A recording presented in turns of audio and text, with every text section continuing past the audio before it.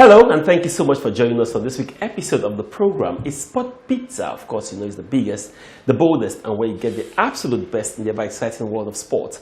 My name is Brownson, one of your hosts, and lots of things to talk about. Now, the 5 teams to represent Africa has been decided, and sadly, your darling Super Eagles will not be playing in Qatar 2022. Of course, that would form the base of the program today. But first, let's take a very quick break, and when we come back, I'll be introducing my guest, and together we'll be analyzing what went down. Don't go away.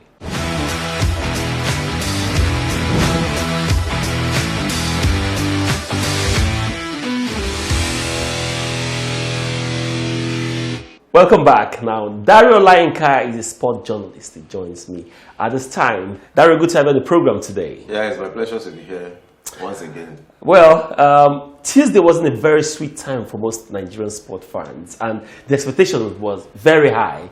And I heard in Abuja they closed.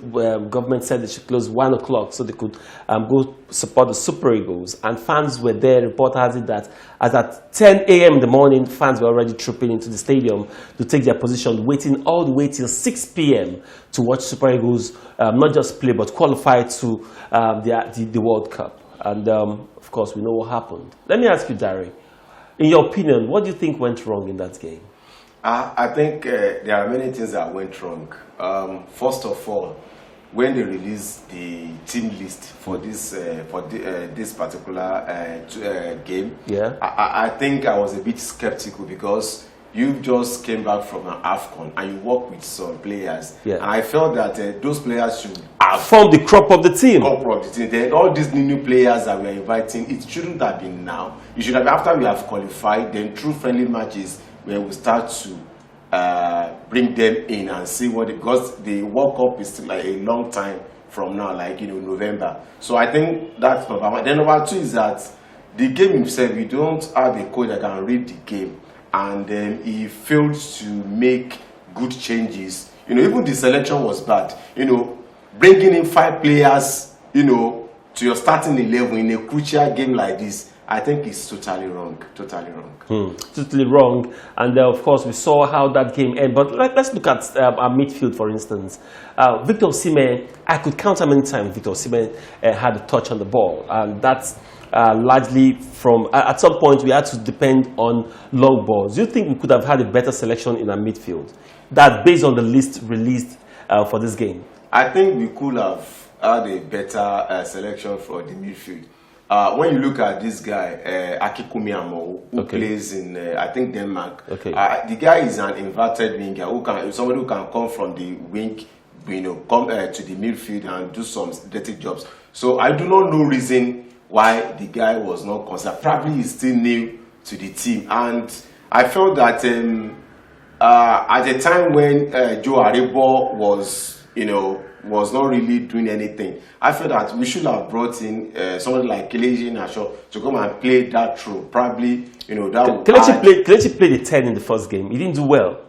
Yes, but in this game, he's coming in as a sub. Probably must have seen some things from the bench. So, to me, I felt that we could have still managed what we have to get the results we wanted. The Ghanaians are not that fantastic. We saw them in the AFCON, but it's so sad that we do have a technical bench that can think out of the box. Now, talking about technical bench, let's look at Eguaveon's role in that team. General was sacked because we wanted to see us play fine football. And kudos to Eguaveon in the group stage of the African Cup of Nations. We played fine football. We scored lots of goals. But that ended in the group stage of the African Cup of Nations. During the knockout round of 16, we saw how Nigeria were torn apart. The first game against Ghana, we saw we managed to have, I think, 38 ball possession. We came back home. The ball possession counted for nothing. Do you think Eguaveon was a problem of that game? I think he is the problem. Because the issue is that as a coach, when your formation is not working, when your tactics is not working, then you look for, second alternative. What can I do? Change your formation, change your selection, change the way the team plays, there should be like second thought But as for Eguaveon, you know, the way they started, that was how they ended. You can see that in the second half, the Ghanaians, they played 3-5-2. You know, they packed the midfield. So because already they knew that if they end this way, they have qualified. So the coach improved on, you know, what they did in the first half. So, but for Eguaveon, the way we started and it's the way we ended, just long balls. So in other words, if you predict Eguaveon, if he gets his formation, gets solution for it, it doesn't have a second option. It doesn't have a second. It was, I mean, we saw it in the AFCON when the two wingers have been kicked, Samuel Chukwueze and Moses Simon. I felt that we should have brought somebody to the middle that we can't penetrate, you know, through the middle. But then, because I watched the match against Tunisia again, and I noticed that there were spaces within this Tunisia midfield and defense that we could have explored. So the question is, you know, sometimes it's easy to look at these coaches and say they could have done this and that. Who is that player that could have played that midfield and delivered those passes? It seems like we don't have that quality right now. The problem we are, if the coach is having a selection problem. There are players that could do that. If you look at this guy, Chidera Ejuke, okay, and the guy can hold on to the ball, he can dribble, he will come from the wing, you know, come to the middle and do some dirty jobs. But I don't really know why Eguaveon is not really giving him the chance. I felt that if that guy has been in that, either he, you know, wins a penalty for us or give a dirty job, or, you know, I think we could have gotten something out of it. But unfortunately, the guy was in the AFCON, but he was not invited in this. And again, look, Kelechi Nwakali, the guy is very good on loose balls. He has some depth touches, can throw some, you know, long passes and all that. So I think these two players, you know, could have, you know, helped the team, but they are not there. That's why I'm saying that you should have maintained the crop of players you took to AFCON instead of bringing new players in a crucial match. You don't do that. You have to, those you have been working with, consolidate with them. After we have qualified, then you can now improve. Okay, you now can now integrate those new ones. You don't do that in a crucial. So I felt that if those two guys are there, probably, you know, the narrative, you know, could have changed. Now, Derek, before we look at what NFF should do in terms of the managerial position, as far as I'm concerned, that role is still vacant. We don't have a coach right now, but we'll get to that. Now, there are some other arguments, another school of thought that says that one of the problems we have in Super Eagles right now is that we have 98 or 95% of foreign-born players who do not understand African football, who do not understand the rivalry between nations. For instance, if you're born and bred in Nigeria, you understand the rivalry between Nigeria and Ghana, and the attitude will be different. We've seen how some guys, some few players in that squad who understand this rivalry played, and some of them just came from, strolling to the team, and we saw the attitude. Do you think this is one of the problems we have in that team? Yeah, it's one of the problems. I'm of the opinion that we should play players that understand Nigerian culture, Nigerian's philosophy. You know, we don't just go and bring every jig and harry. But if you are going to bring, there's nothing wrong with that. Let it be a very exceptional player that will add value to the team. As far as I'm concerned, all these players, they are not better than our homegrown player. Most of them, I'm sorry to say, most of them, they are not better than our homegrown players.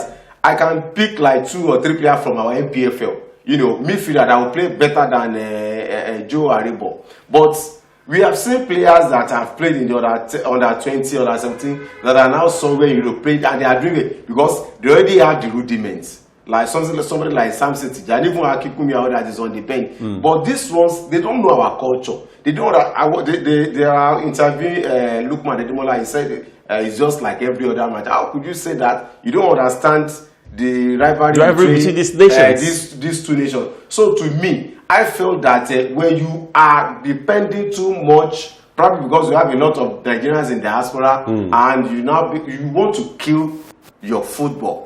That is what is affecting Italy now. And because Italy now, they are, you know, allowing a lot of foreigners into their league, and Italy is not what we used to. Italy now is not what we used to know. But now that if England, when they are focused on their league now, I mean, you can see. I can see that 90% of their players is from their league. Yes, but you can see the result. Let me hold you there. Do you think General Rock could have qualified us to the World Cup? I don't think so. You know why? Before the Donald was sacked, it was obvious that they had started losing it. It was very, very obvious. It did well, when it just came, by qualifying Nigeria to AFCON, World Cup, back to back. But later, he started losing it, and that was because some players started leaving the team, like Victor Moses, Mikel Obi, Eguaveon, and so he could not, replace them, and that was when he started having problems. And don't forget that in Lagos, CAR, that is full of secondary school teams, came to defeat the Super. But so sometimes, now let's look at it like this. When General was sacked, he was at the verge of going to AFCON. He was still on course for the World Cup. The last AFCON, he got us bronze medal. This is a coach that he said, and of course, he qualified us to the last World Cup. If you look at this guy's CV, he has beaten every target given to him by the Nigerian Football Federation. We're thinking that, this whole, the announcement of the foreign coach was announced, we were excited just for that to be, reverted. But time definitely will not allow us to, really look at some of these other issues. But finally, in 60 seconds, what's the way forward for Nigerian football? The way forward is for the coach to be relieved of the duties and let us get a substantive coach. Good one. Because home-based coach, foreign coach? It could be anybody. Okay. It could be anybody, but get a good coach. Someone that has a track record, someone that knows much. Do we have that in Nigeria? To me, I was telling you that I would have preferred if Amunike is given the job instead of Eguaveon. Has he won AFCON before? No, he qualified Tanzania for AFCON and he won under 17 with the under 17 national team, which Eguaveon has not been able to do before. Because every time Eguaveon has coached the one national team or the other, it has always been disappointment. Anyway, I saw a staggering record in 2012 where he failed to qualify under 23 to the Olympics. He failed to qualify in 2012 to the African Cup of Nations. Of course, this year again, he failed to progress out of the round. So he also failed to get to the World Cup. The problem with Eguaveon is that whenever he's given a job, he always starts well. Don't forget in 2008 AFCON, when he won all the group games, and only for him to lose. And when it matters the most. So I think that's it. I think there was an Olympic qualifier where the home ground was Benin. That was in 2012. 2012, he was beating every opponent black and blue. But when it was this same Ghana. But when it mattered most, he went to Ghana and he lost, I think, 2-0. Well, he defeated Ghana 3-1. In Benin and went to Ghana and lost 2-0. So when it mattered, but the way the team started, they started like house on fire, beating every opponent 5 goals, 3-0, 4-0. I'm sure Nigerian Football Federation, of course, at this point, will be putting their heads together to look for. I think at this stage they are confused and they are looking. Amaju is even saying that let's see how well that goes. The press stampede him into sacking the Genetro and things like that. Well, time will tell, definitely. Dari, thank you so much for being a part of the program today. It's my pleasure. All right, at this point, let's take a very quick break. And when we come back, more stories to come. Still on the World Cup qualifiers. Don't go away.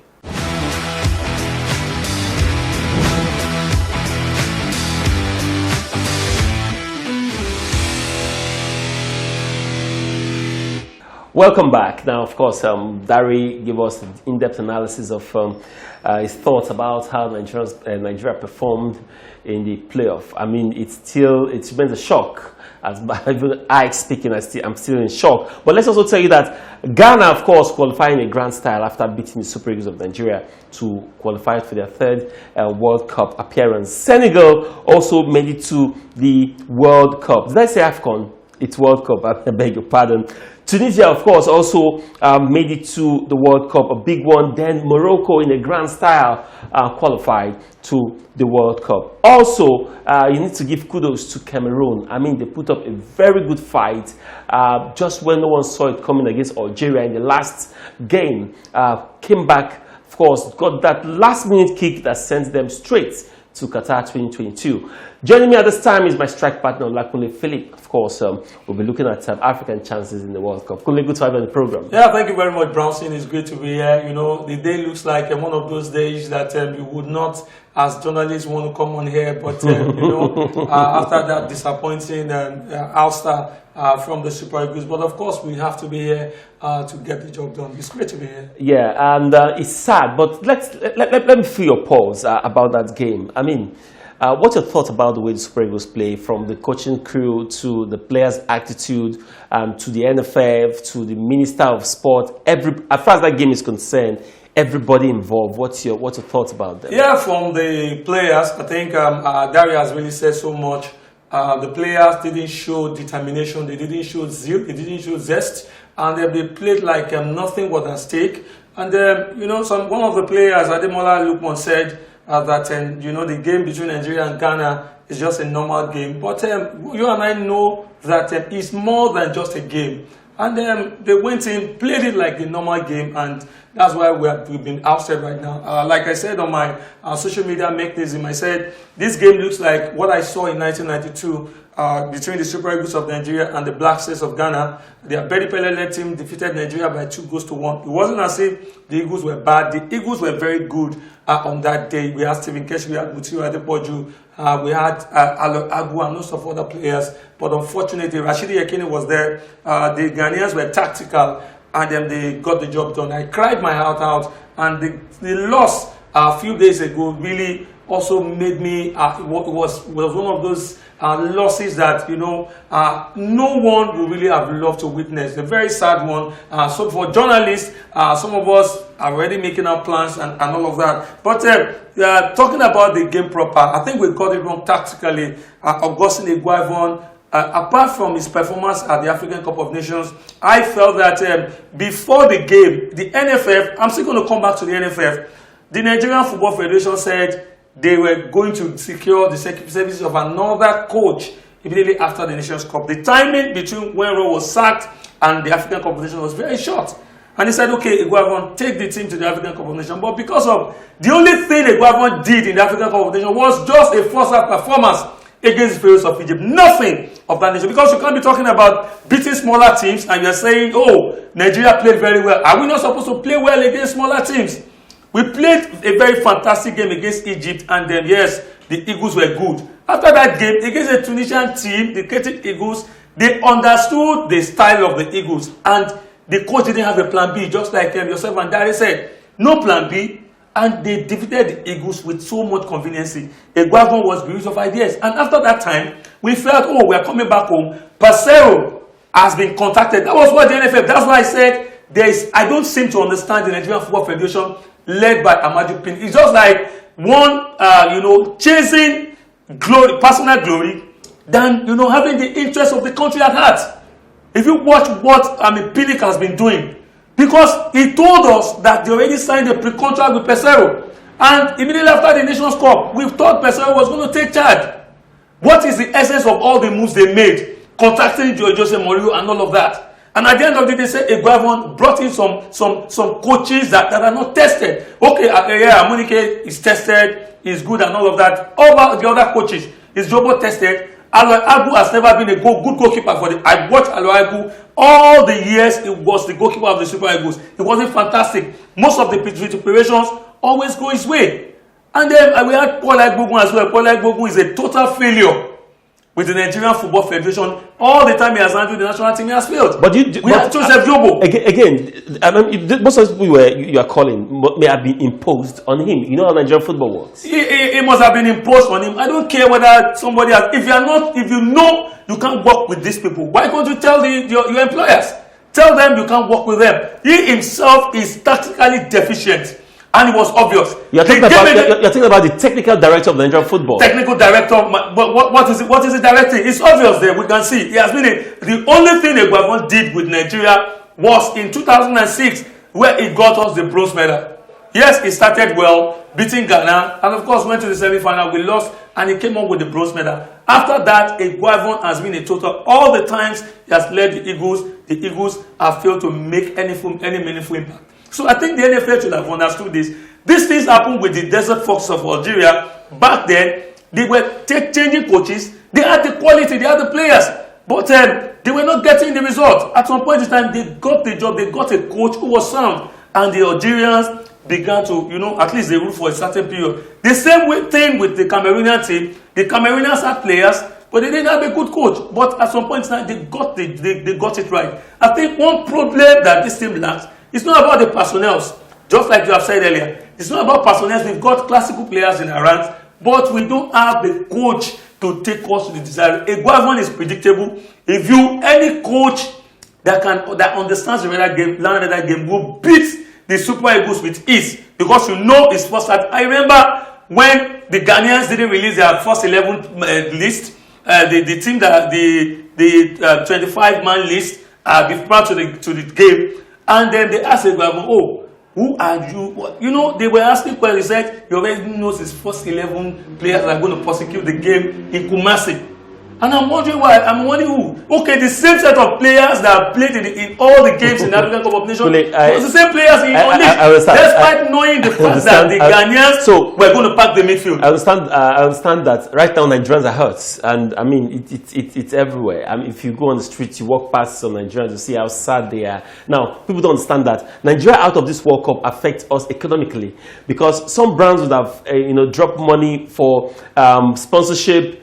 Different things. Even presently, I don't think NFF are going to lose some endorsement, because some brands will back out of So, what's the way forward for that for the Super Eagles? I think we've had enough of Amaju Melvin Pinnick. He has done more harm to Nigerian football than good.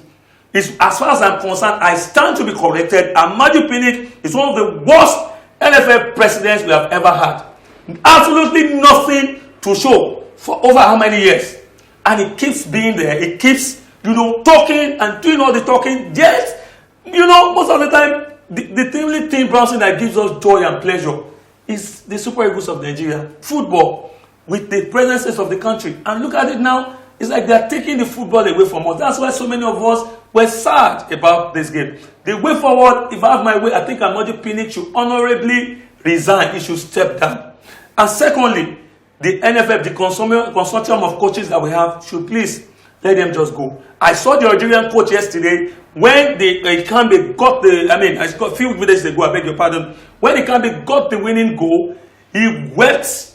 He cried his heart out. They were looking like, because they already equalized in the extra time. And when the Cameroonians, the last kick of the game, Ikambe scored the free kick, and the Cameroonians qualified. The coach wept and wept and wept on the field. And immediately after that, he decided to resign. He decided to resign. I think our coaches should also learn. As Eguaveon resigned, yes. Eguaveon. Now, there are still indications that even if a foreign coach comes, Eguaveon will remain the technical advisor of the team. And I think for me, taking up the Super Eagles job exposed his deficiency. Maybe we could have just remained a backroom staff as a technical advisor, even though we don't know what he's technically about, and just be getting it. So it's more obvious that most of these guys are after the money, not the interest of this game. At this point, if Eguaveon has not resigned, Yobo has not resigned, this guy that was caught for corruption, that NFF reinstated, Salisu Yusuf, are still part of. So it tells you where football is going. Kule, our time flies when we talk, sports. But let's quickly talk about the fact that Portugal, against all odds, has qualified for the World Cup, and you must give them credit in the manner and fashion of which they did that. I feel very happy. I think I'm very, very delighted that Portugal were able to pull the chestnut. Well, do I say pull the chestnut out of the fire? Yes, because the North Macedonians defeated a very top team, Italy, and then they upset them. So I think that was what, if Italy had not beaten, that upset didn't happen, the Portuguese would have taken the game lightly, just like they did against Serbia. But they showed intent, they showed determination, they showed zest, they zeal, and they want to be at the World Cup. And Bruno Fernandes, my man, one player that I so much admire, got the praise in that game. Congratulations to Portugal. And of course, for the African teams, congratulations to them. We hope to see a great spectacle. Sad for Nigeria, we're not going to be there. All right, of course, Cameroon, Morocco, Tunisia, as well as Ghana and Senegal made up the 5 teams, and other teams include Portugal, will be going to the World Cup. Poland has also qualified to the World Cup. We also have the likes of Canada. I mean, they put up a very fine show in the playoffs, and of course got through. Uruguay, Ecuador, of course. We also have Saudi Arabia. I mean, fantastic. They've also qualified for the World Cup. Japan, South Korea, as well as Iran for the real national team. Give them credit. They put in their foot very well, of course, took it very seriously, and of course got the job done. Argentina, of course, Lionel Messi will play in one more World Cup, maybe 2, where time will tell.